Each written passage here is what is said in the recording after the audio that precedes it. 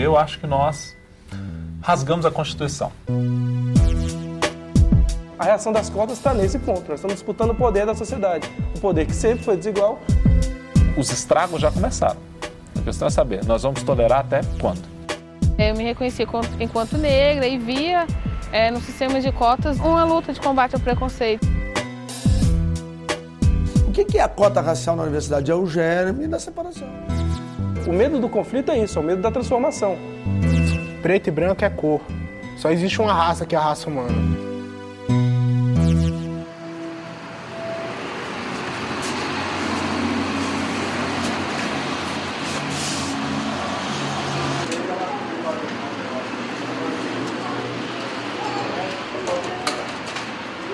Eu decidi fazer uma universidade porque em um momento anterior da minha vida eu estava sem uma perspectiva assim, muito profunda de um curso superior, né? Já sabia do ProUni, já sabia do FIES, mas eu não tinha uma expectativa muito grande de estudar na UNB. Claro que a gente imagina assim, nossa, seria muito legal estudar na UNB, que foi um sonho que meu pai alimentou, tanto dentro dos filhos quanto dentro dele mesmo, de ter um filho na UNB. Eu fiquei sabendo das cotas pelo meu irmão, não as cotas como uma forma mais fácil de entrar. Eu concorreria com negros que estavam em igualdade de condições históricas e escolares à minha.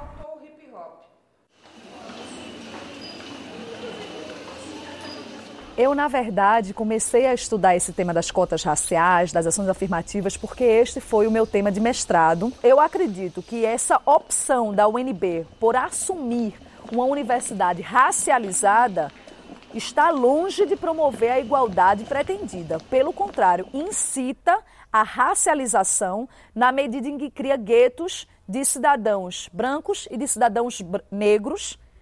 E você poderia ter outros mecanismos para poder integrar os negros que não fosse a partir de cotas raciais.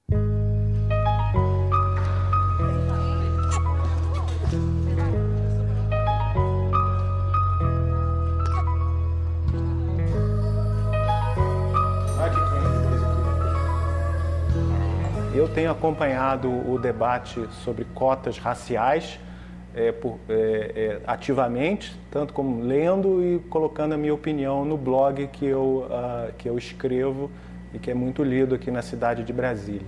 O vestibular mede a inteligência, e a inteligência não é afetada pela quantidade de melanina, pelo formato do nariz, pelo tipo de lábio que a pessoa tem, não é afetado. Qual é um país que tem dois grupos étnicos ou raciais praticamente da mesma proporção, como 48, 46, e que um deles reduziu outros a menos de 1% no mundo acadêmico?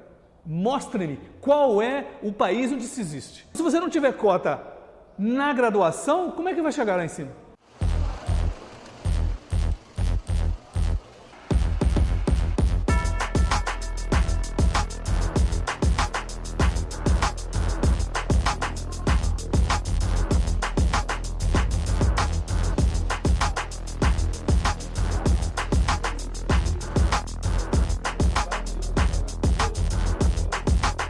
Eu tentei cotas vestibular no terceiro ano, no meio do terceiro ano, e foi o primeiro vestibular que eu fiz e eu passei. Eu fui tentar a cota só em 2005, que foi quando eu consegui ingressar no UNB, no segundo semestre de 2005. Eu vim de uma família, meu pai é semi-analfabeto, minha mãe é analfabeta.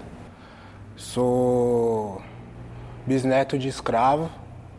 Meu pai nasceu no sistema de semi-escravidão e eu fui o primeiro da minha família a entrar na universidade, seja ela qualquer, pública ou privada. Ninguém na minha família já tinha cursado universidade pública. Aliás, ninguém na minha família que eu saiba tinha cursado uma universidade. O que acabou há 120 anos foi a escravidão. O racismo se fortificou há 120 anos. O debate posterior do Estado e das políticas do Estado no século XX foram políticas de ampliação do racismo no Brasil. Não foram políticas de desconstituição do racismo no Brasil. Cota racial não é racismo, porque ela não faz a mesma coisa que faz o racismo, hierarquizar grupos raciais, não. Ela se propõe a igualar esses grupos raciais. Eu entrei na universidade que poucos negros entravam, e saio de uma universidade onde muitos negros entram.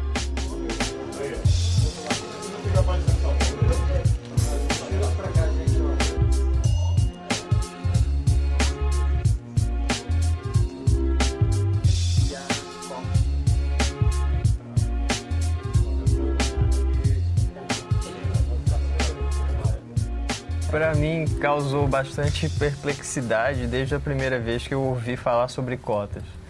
Não é? Eu penso nas pessoas no Brasil, num país democrático, como iguais. E para mim foi muito interessante verificar que estava se propondo, isso antes de serem aplicados, estava se propondo fazer diferenciação por raça, num país cuja Constituição abomina o racismo. Eu vim de uma cultura onde a excelência era valorizada, a excelência acadêmica era valorizada e que era importante você se destacar. Entrei na universidade com um pensamento um pouco nessa linha. Aí quando eu chego na universidade eu vejo que tem na minha sala a nota de corte do Sistema Universal foi 180, mas entrou uma pessoa com 30 no vestibular.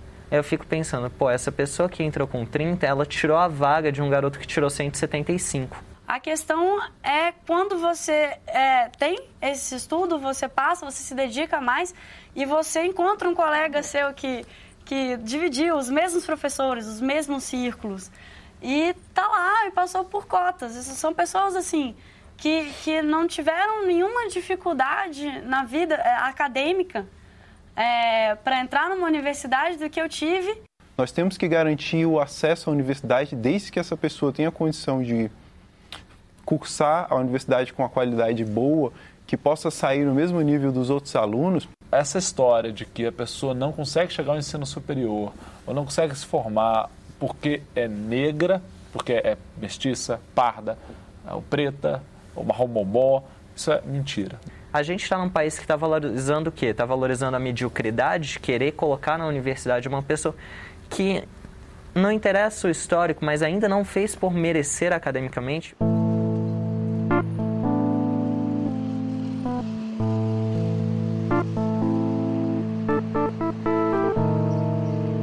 Meus pais são nordestinos, do interior do Pernambuco. Eles começaram a trabalhar muito cedo, né? No corte da cana, nas fazendas produtoras de engenhos de cana-de-açúcar, no regime de semi-escravidão, em que os filhos dos negros das famílias não tinham direito de estudar, né? Meu pai sempre tentou correr atrás dos direitos deles. Ele aprendeu a ler, mas não desenvolveu a escrita. Então ele começou a estudar esses direitos. E como cidadão, ele sempre primou por esse direito de ter uma escola para os filhos dele estudar, uma escola de qualidade. Um grande cientista, simultaneamente.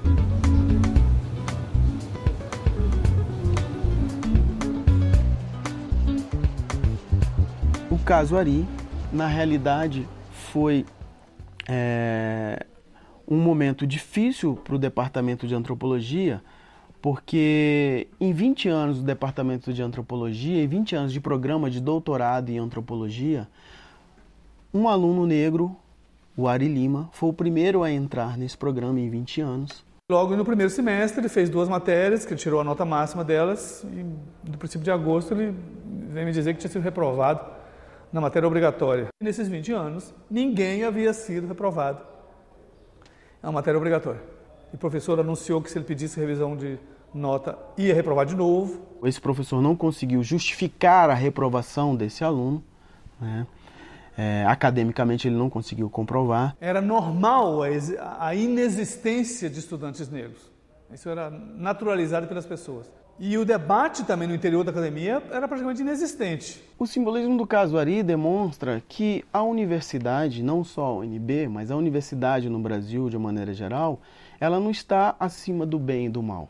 Se essa sociedade é racista, em todas as esferas esse racismo vai aparecer. Assim como apareceu na UNB.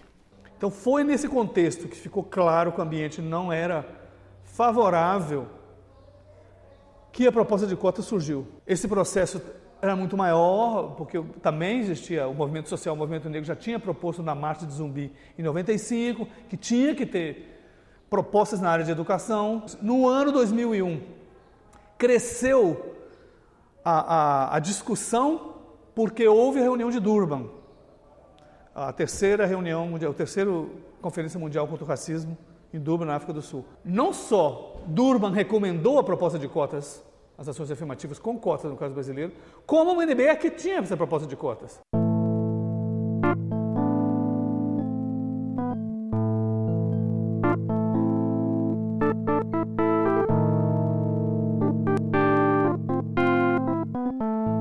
Não houve uma discussão ampla, se dizem que houve mentira, houve uma discussão apenas no Conselho Universitário. Quando me perguntaram no meu departamento, eu falei que eu era contra, sempre fui contra, mas a minha opinião não serviu para nada. E a mesma forma que a opinião de centenas de colegas não serviu para nada.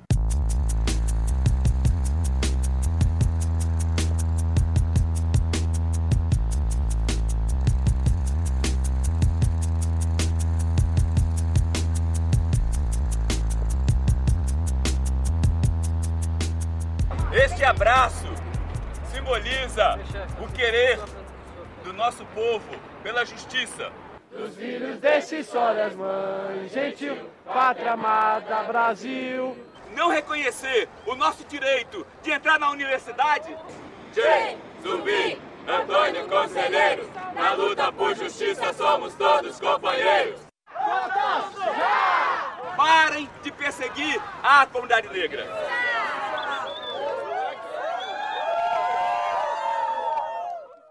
O que eles querem fazer com que a população creia é que nós vivenciamos um Estado racializado, como aconteceu nos Estados Unidos, em que o negro, por mais rico que fosse, ele podia ser Pelé, ele não ia ter acesso a inúmeros segmentos sociais, instituições sociais, simplesmente por conta da cor da pele, porque independia de renda lá nos Estados Unidos. Os americanos criaram a regra da gota de sangue única.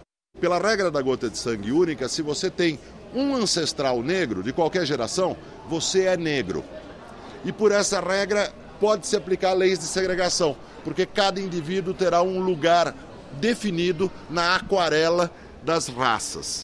Boa noite, vamos começar aqui nossa reunião, essa audiência do coletivo de articulação em defesa das cotas. A posição da UNB em relação às cotas já está tirada, a UNB é favorável às cotas. Tem que avançar na constituição desse projeto na sociedade. O que a gente está querendo é potencializar, digamos assim, essa discussão. Precisa de ações mandatórias, como vocês bem disseram. As cotas são necessárias num país como este, que se aproxima da apartação, do apartheid, e que, para se desenvolver plenamente, precisa integrar esta força social que é no país representada por uma maioria de negros e de pardos excluídos do seu melhor desempenho. Veloso, Vicentinho,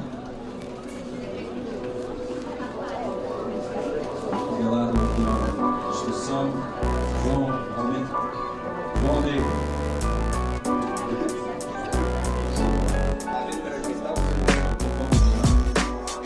E aí nós vamos votar sem nenhuma instrução nossa.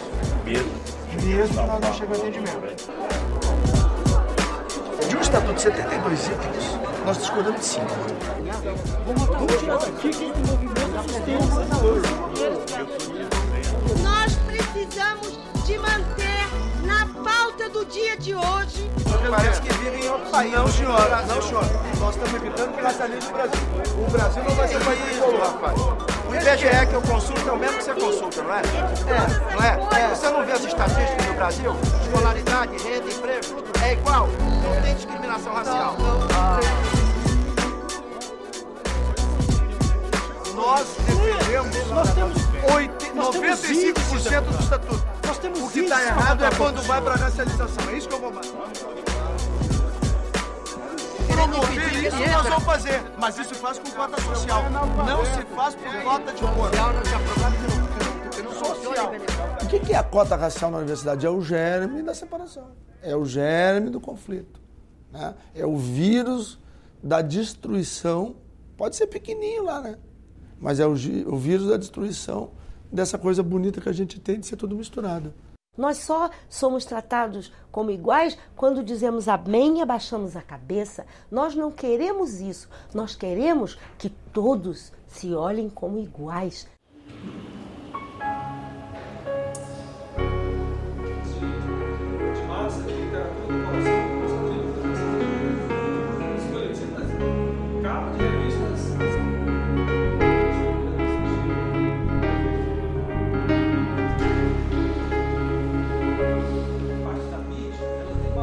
Raças não existem, isso não é um debate, não é uma questão de opinião. A ciência hoje é unânime, e nenhum cientista sério usa o conceito de raças humanas. A humanidade é uma espécie monotípica, isso quer dizer que ela não se divide em raças. Nós, cada ser humano, nós possuímos 25 mil genes, dos quais apenas 10 dizem respeito à cor da sua pele, ao formato do seu cabelo, ao tamanho do seu nariz. No século XIX, pelo trabalho de cientistas biológicos, se criou o chamado racismo científico, entre aspas. Se inventaram as raças no campo da biologia. O geneticista Sérgio Pena, que é um geneticista importantíssimo da Universidade Federal de Minas Gerais, ele pegou algumas personalidades negras no Brasil, como foi o caso Neguinho da Beija-Flor e foi o caso também da ginasta Daiane dos Santos. Ele verificou que a ancestralidade genômica de Neguinho da Beija-Flor é 70% europeia. Ou seja, Neguinho da Beija-Flor é mais europeu, ele tem mais ancestrais europeus do que efetivamente ancestrais africanos, apesar de ele, na aparência, ser negro. Por que o Neguinho da Beija-Flor é chamado de Neguinho da Beija-Flor e não de Branquinho da Beija-Flor e não de Europeuzinho da Beija-Flor? Por que o Neguinho da Beija-Flor vem de um grupo, de escolas de samba, etc., de regiões da periferia, que são majoritariamente negras? Se raça existe no sentido biológico, os negros existem, certo? E estão fora das universidades. A questão histórica, a questão política, a questão de racismo é o fato de que temos uma população negra de secundaristas negros que não conseguem entrar nas universidades. A ciência não prova a existência de Deus, mas as pessoas creem na existência de Deus. Fazendo um paralelo, a ciência não prova a existência de raça, mas as pessoas creem na ideia de raça.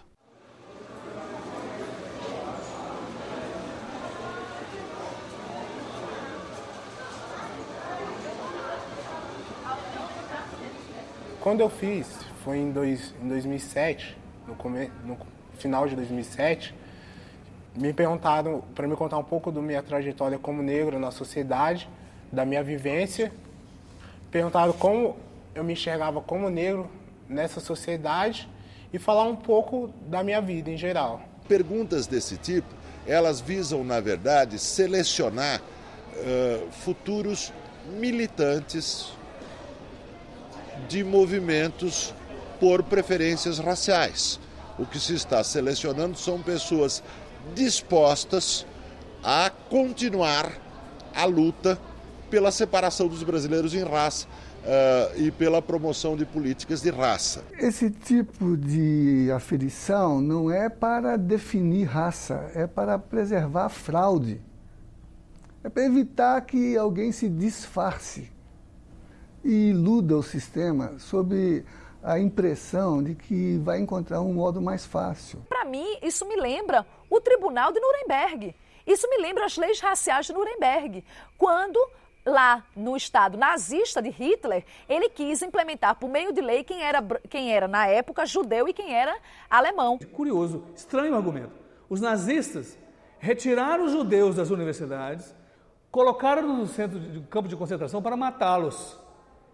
Nós estamos, com argumentos pacíficos, abrindo a porta da universidade para que os negros possam participar. E eu não preciso refrescar a memória de vocês para dizer do caso dos gêmeos univitelinos, em que um foi considerado branco e o outro foi considerado negro pelo Tribunal Racial da UNB. Que tribunal é esse? Que seita secreta é essa que tem o dom de definir quem é branco e quem é negro no Brasil? Isso não existe. Isso, para mim, é a maior prática de racismo que nós podemos visualizar. E isso está acontecendo aqui na UNB há alguns anos e ninguém faz nada, ninguém toma uma providência, todo mundo finge que não é com eles. Eles passam a vida falando do exemplo dos gêmeos, não é isso? São 2 pessoas. Entram 800 todo ano. Uma política pública, em média, para milhares de pessoas, você tem uma margem sempre de erro.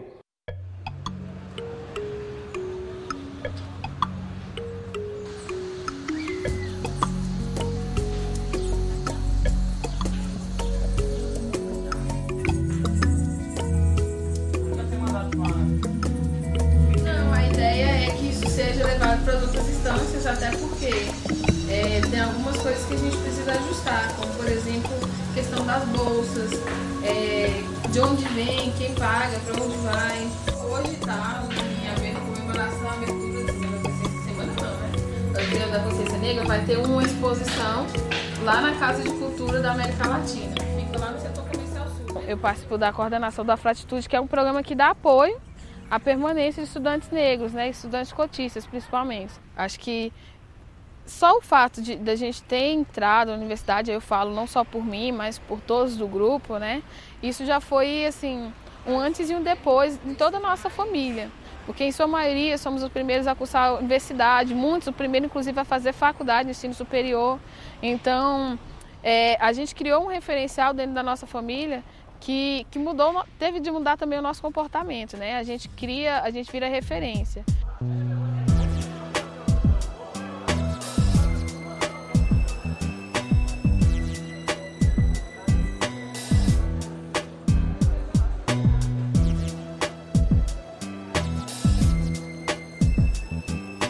Quando eu coloco que eu sou cotista, eu sei que terão reações diferentes. Muitos cotistas eu vejo hoje, né, um medo de falar sobre isso, né? Eles fogem. Às vezes tem colega que foge de mim quando eu quero discutir essa questão. Eu nunca tive a oportunidade de presenciar um debate coletivo com sucesso, numa sala de aula, algo assim.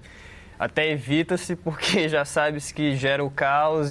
As pessoas têm que entender que as cotas, principalmente os cotistas, a intenção dele não é causar conflito. A intenção do cotista é o quê? Entrar aqui, estudar e fazer a sua graduação.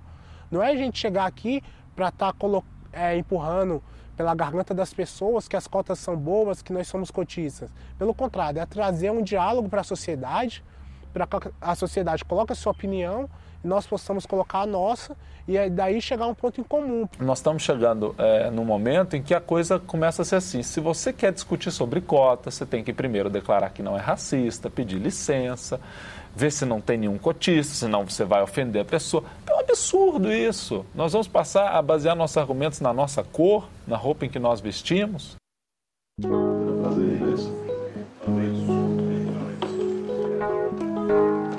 O preconceito pode assumir sinais opostos e contraditórios. O Brasil tem uma situação, desde a colonização, nesse aspecto, uma situação que eu considero melhor. Nós temos sim como ajudar a integrar os negros, sabe de que maneira? Esquecendo a questão racial e fazendo cotas sociais. O fato de hoje, a UNB e Brasília, seria um núcleo dessa ideia de reinvenção da identidade brasileira, a partir do conceito do sangue, a partir do conceito da raça, é triste, é profundamente triste, na minha opinião. Eu vou quebrar o protocolo para dizer...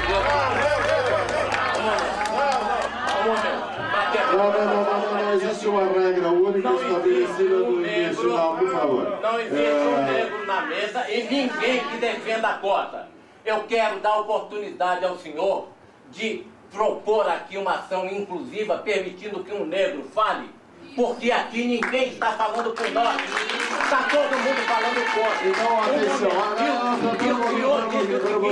Não trataria Pera um pouquinho, aqui não é lugar de comício. Não é comício. Aqui não é lugar de comício.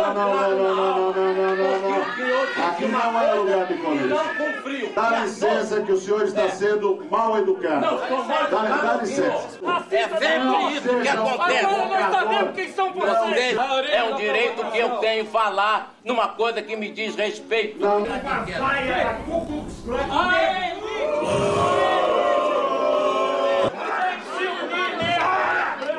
É isso que nós sofremos sempre. É isso. E a branca? E a branca? E a branca? E a branca? E a branca? Que direito você tem? Muito obrigado. Por isso, nós vamos interromper em função da ação provocadora de uma milícia fascista. É o que dirige ao povo representante.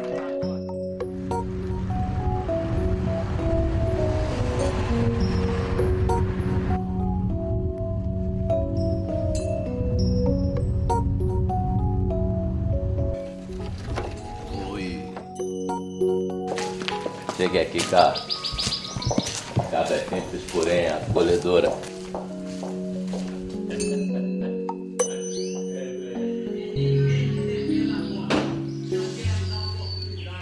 E ele achou que eu estava que eu participo de um movimento negro e que fui lá com o grupo. Ainda que tivesse ido, estaria no meu direito, porque ele levou o grupo dele e acha que é tudo normal. E ali eles fizeram exatamente isso.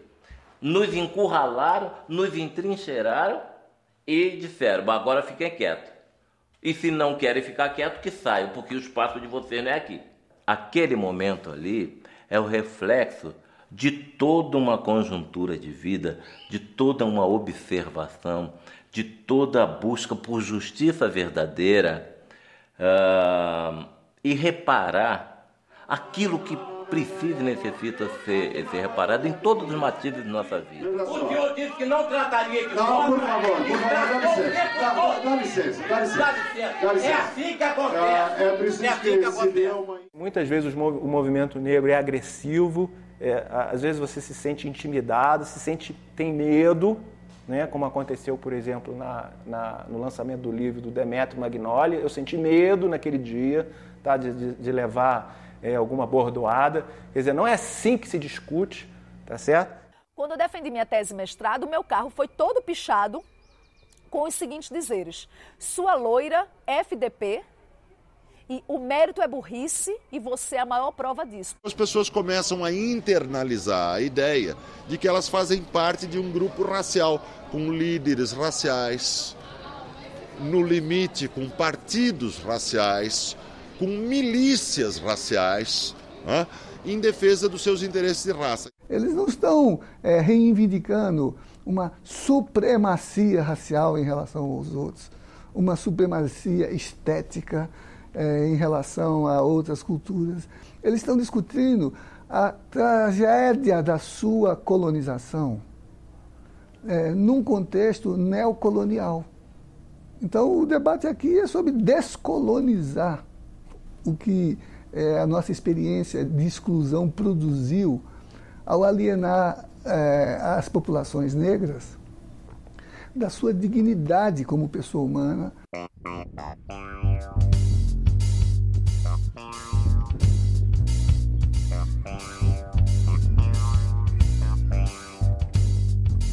Porque a gente vai lá e quer falar para quem está na escola sobre as condições que a gente viveu, várias oportunidades até de usar drogas, de se envolver com questões de crimes.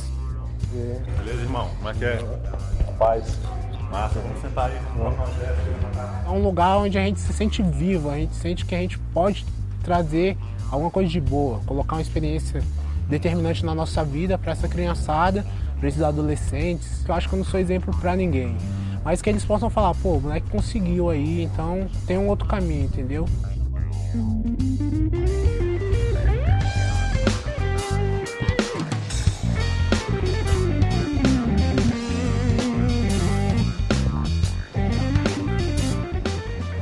A universidade trabalha com uma pontuação mínima para entrar.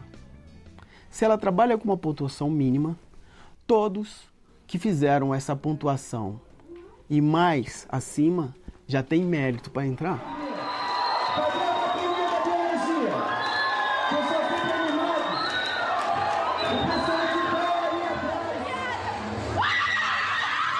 Há cursos na universidade, como por exemplo na engenharia civil, em que há grandes diferenças entre a nota de corte. A nota de corte para cotistas já chegou a menos 120, quando que a nota para entrar para o não cotista é mais de 200. Tanto brancos ou não negros, quanto indígenas, participam de um exame de mérito para entrar, mas entre si, entre iguais. Como lembrava Rui Barbosa, a justiça não é tratar igualmente os que são iguais, mas tratar desigualmente os que são desiguais. A construção que eu fiz do meu processo intelectual para estar passando a prova do vestibular foi um processo com o mesmo merecimento, às vezes até mais, de uma pessoa que estudou em uma outra escola particular, que teve outras possibilidades.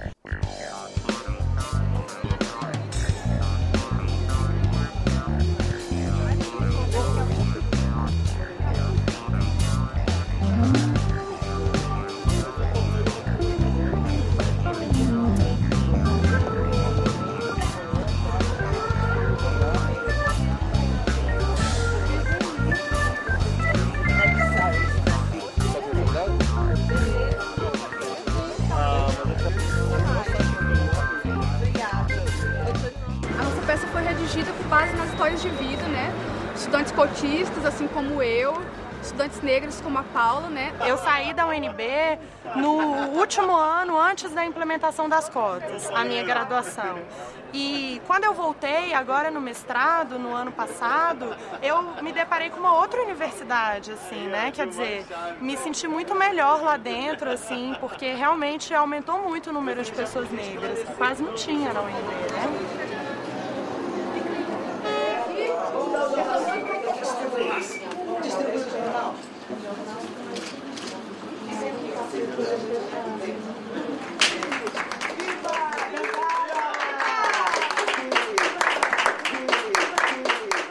O que se faz aqui no Brasil é procurar, muito mais do que estabelecer cotas, jogar fora uma identidade positiva que o Brasil tem. O Brasil tem uma coisa muito negativa, que são as profundas desigualdades sociais, mas tem uma coisa positiva, que é a sua recusa histórica em se dividir em raças. Um país em que a maior festa popular que a gente tem é comandada por negros, que é o Carnaval, tanto no Rio de Janeiro como Salvador, como em todos os estados do Brasil, não pode ser considerado um país racista. Um país onde um negro tem igualdade de oportunidades não interessa onde ele seja, não é um país racista. No Brasil é fortemente valorizada a ideia de mestiçagem, né? Você tem uma categoria de cor valorizada, é ser moreno. Brancos querem ser morenos, mas, vamos dizer assim, pessoas de pele mais escura, pretos querem ser morenos, né? Essa é a grande categoria de cor, se for para ser demonstrada, né? Se fala na democracia racial e quando eu saio na rua eu vejo outra coisa, eu vejo olhares diferentes, eu vejo reações diferentes, eu vejo senhoras que seguram a bolsa quando eu passo perto delas e não precisam palavras, não precisam chamar de macaco, não precisam chamar de negrinho, não precisam chamar de sujo ou de imundo ou falar que seu cabelo é ruim, que seu cabelo é uma porcaria. Basta um olhar assim, excludente, ou um segurar numa bolsa, ou um desviar no caminho de você para você ver que essa igualdade essa democracia racial não existe, porque a pessoa já tem um medo de você baseado no seu estereótipo. Eu sofri de todas as formas, né? E aí, desde colegas que ficavam xingando, a professores que ignoravam que a gente estava na sala. Ou então, mesmo como sempre fui aluna de destaque, sempre tinha aquelas conversas todo no início de ano. Mas você que fez a prova? Nas escolas particulares eu sofri diferentes brincadeiras, né? Porque eu tinha as piores notas, então o pessoal ficava falando que eu era um preto burro, que eu só sabia jogar futebol. Só quem é negro sabe o que passa frente a todos, né? Nós aqui nessa Câmara somos menos de 5%. E quando eu cheguei aqui, O rapaz falou, aliás, não foi rapaz, foi uma moça, você não pode entrar nesse elevador porque você não é deputada. Quer dizer, o negro não pode ser deputada, a negra não pode ser deputada. O racismo do branco, loiro, de olhos azuis no Brasil é descomunal. A metade das mulheres estão oxigenando o cabelo de loiro para poder combater o racismo fenotípico. As pessoas estão se tornando mais claras, com o rosto, passando maquiagem para ver se ficam mais... Todo mundo! A gente não assume que a gente tem uma sociedade racista e sem assumir que a gente tem um erro, como é que a gente vai mudar? Como a gente vai acabar com esse erro? O que a gente milita não é por uma sociedade só de negros, uma sociedade só de brancos, uma sociedade onde negros se relacionem com negros, mas uma sociedade onde a gente esteja essas relações de forma igualitária.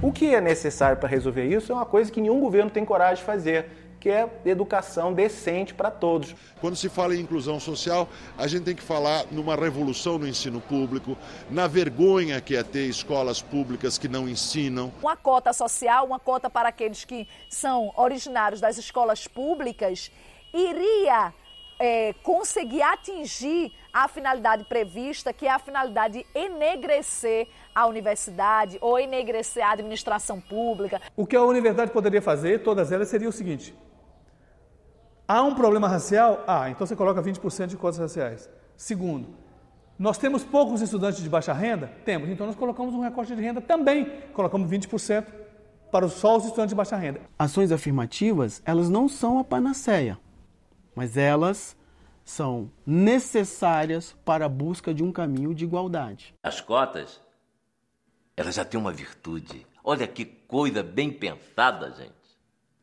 Ela levantou a discussão. Não fosse ela, eu não estaria aqui falando com vocês hoje. O que a gente está falando é que eu sofri racismo. Essa minha vivência foi uma vivência racista. Por favor, olha. Vocês que estão aí, olhem para essas atitudes e a partir daí tomem atitude junto com a gente.